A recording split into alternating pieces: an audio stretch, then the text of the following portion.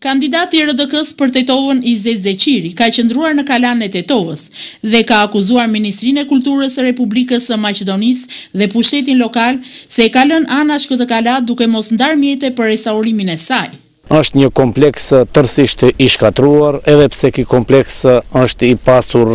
me 5 saraje, kuzhina të mëdha, banjë dhe 3 tunele, ajo është tërësisht i shkatruar. Mendoj se këtu ka përgjegjësi edhe pushteti lokal, kryetari i komunës së Tetovës, por edhe pushteti qendror. Duke nisur nga fakti se Ministria e Kulturës në institucionet e trashëgimisë kulturore investon dikun 4 milion euro, kurse për këtë projekt që është i përfshim dikun 4-5 vite gjendet në buxhet projekti për restaurimin e kalas, shkupit kalas së Tetovës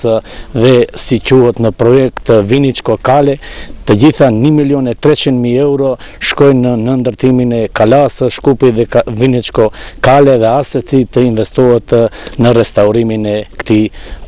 monumenti kaq të rëndësishëm.